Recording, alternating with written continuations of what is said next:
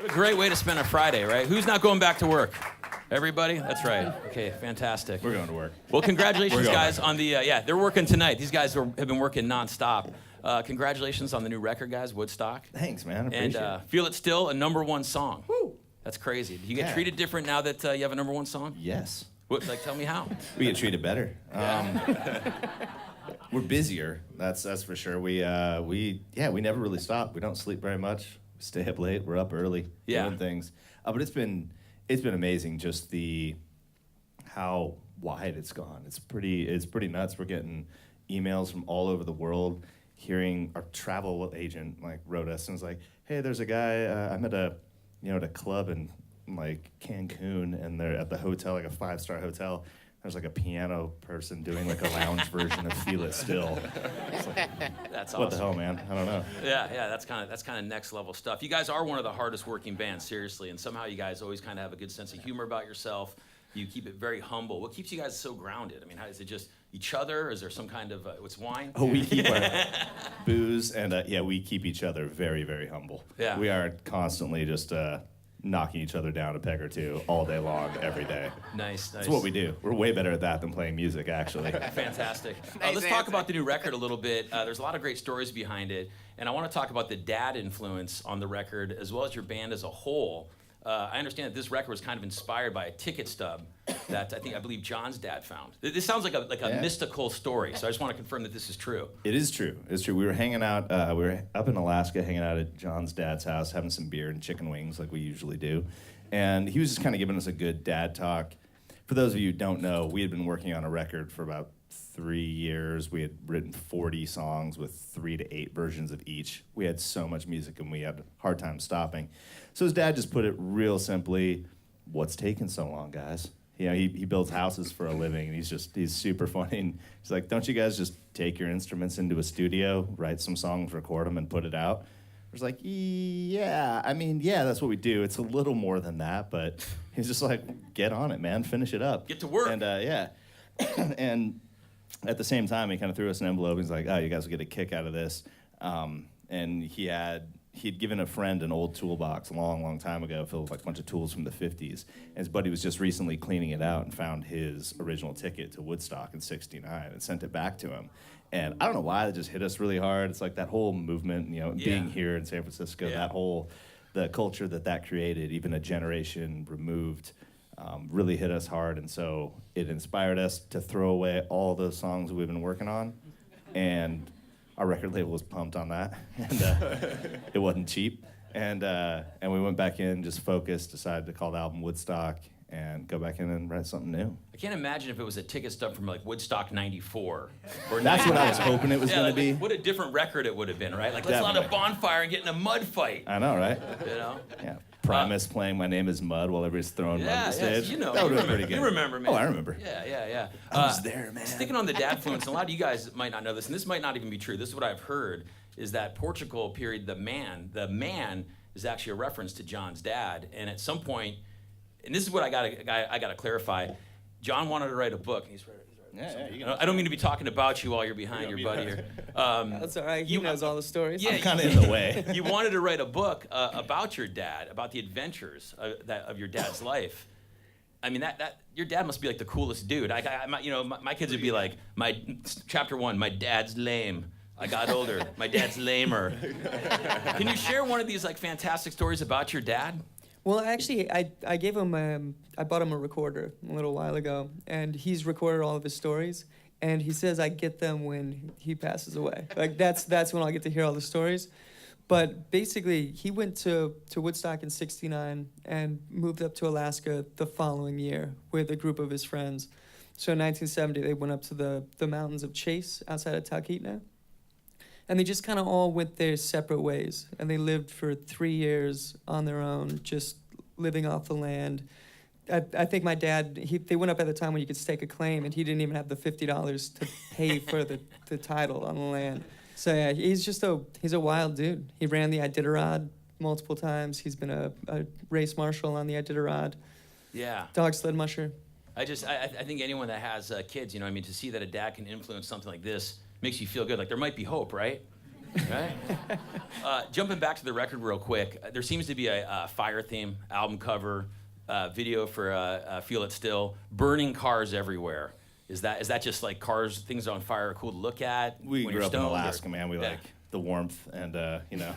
I will say, like, the cremation of Sam McGee, I think that's where it started. oh man, there are strange things done in the midnight sun by the man who toiled for gold. Totally. No, that cover with the burning Rolls Royce, like, I think it works on a few levels.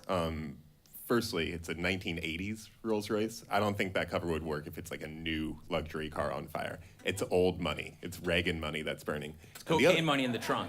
And the other thing is, like, it's nothing mechanical about the car that's burning. It's not an engine fire. It's coming from the inside of the car. And that's a real picture that our friend took. Like, that's somebody just threw gas in there, lit a match, and walked away from it. Dad's going to be pissed. Any symbol of like a resistance movement never had a face attached to it, and that was really important. So I feel like if somebody sees somebody else holding our album, they know that that person believes in issues, social issues that we have been getting talked about. Is like a don't need to say anything. That's what makes it. Yeah, being into old cars, if you've seen the video, it's like it's like some magical junkyard where there's all like 1950 Fords, and it's like, I'm like, where is this magical place of old cars? And then there they are, and all the cars are on fire. I'm like, oh, how could you no! Someone grab a fire extinguisher. Most of those was lighting. No, that place was unbelievable. Wyden and Kennedy, this amazing ad agency, they scoped out the location, and this guy is so interesting. The guy that runs the spot, it's the biggest junkyard I've ever seen, and I've seen a lot of junkyards, and but it's so meticulous on how it's organized, and he knows where everything is. He collects trash, but he's insanely OCD about it. It's the most interesting place. Like, everything has he knows where every single thing is, and it's wild. There's so much fun walking around there. And I don't want to speak for you guys, but one of the coolest things about being in your band right now has to be the ability to work with amazing producers. You guys have worked with Danger Mouse, but 3 or 4 years ago, I think you guys connected with one of my favorite people in the entire musical world. His passion for music is unrivaled. Mike D from the Beastie Boys. Yeah. So let's just sit down for a half hour and hear Mike D stories. I mean, at what point you guys are collaborating with him? You're working with him. We gave him a recorder too. Like, and when he dies, we get to hear it. At what point do you just stop and go, "That's Mike D from the Beastie Boys, and he's talking to me"? Oh yeah, there was a lot of those moments. It was pretty nuts. We lived with him for a while, recording music in Malibu. That's one of the things that took us so long. We were out at Rick Rubin's studio in Malibu with Mike D. This is like the nicest studio ever. It was rented out all year by Kanye, and then we just got to go in and record when he was at Fashion Week or on tour or doing whatever.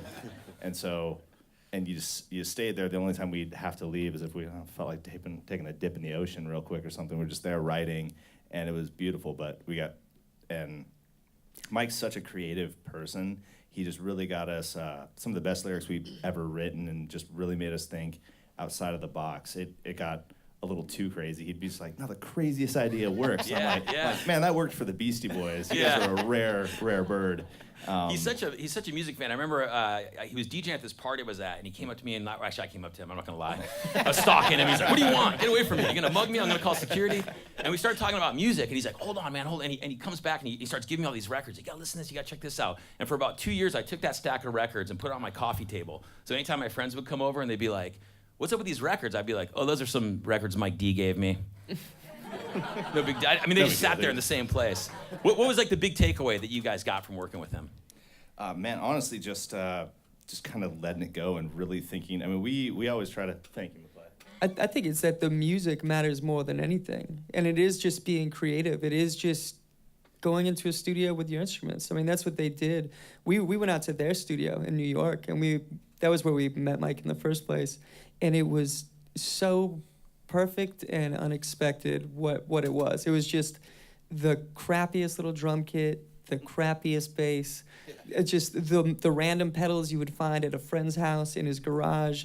It was exactly what you'd want for the Beastie Boys. It was, they just go in there and hit some instruments and make some sounds. They make music, and it works. Awesome. They're one of the few people that can do that. That's awesome. Final question is actually from my 10-year-old son. I was eating breakfast with him this morning. He's like, "What are you doing today, Dad?" And I'm like, "I'm gonna go get to hang out with Portugal and May." He's like, "Oh," and he loves Feel It Still. He dances around, sings it, and everything. I'm like, you have a question for him?" And he goes, "Yeah." He goes, And I wrote it down because I want to make it, it's worded from a 10-year-old, so it's a little strange. And it's not that specific, so you guys can answer however you want. I'd like you guys to each go around. Sure, yeah. My 10-year-old's question for Portugal the Man is, what does it all mean? Damn, dude. I know. When he said that, I was like, I know what it means. I need to get another cup of coffee. I don't even know. Your kid's smarter than I am. Can you ask him what it all means? For us? Yeah. No, man. I don't. I'm gonna have to think about what he's referring to. I guess, you can take it context What of the we do, band. life, man? Life, Life. We honestly just tried to be better tomorrow than what we are today, and that's just what we've always done day by day. And it's not healthy to compare yourself to other people. Just like as each person, we just want to be better musicians and people day by day. And we've been doing it for a long time. We've been doing it a really long time. So Holy we're really crap. good. You should have seen me like 10 Much days better. ago. I was terrible. We were out with this hip hop guy. We took a rapper named HD Bindope out on tour. He's from Brooklyn. He's great. He's super young. He's a hustler. He'd go out and take our crowds and just make them his. He's really good. But their kind of mantra or their mission statement as a crew is lab. They call themselves lab rats. That stands for learn and be better. Just the greatest kind of way to look at life. Super I think. positive. There you go. Learn and be better. John, you got anything to add? I feel like I'm like getting inspired right here. This is like a motivational session all of a sudden. I just like to listen to these guys. I mean, they got it. Anything? Give them the peace sign. And try to become better every day. That is awesome. Portugal the Man, they're going to play a couple more songs. Let's hear it for them, everybody. Enough yapping. Let's hear some music.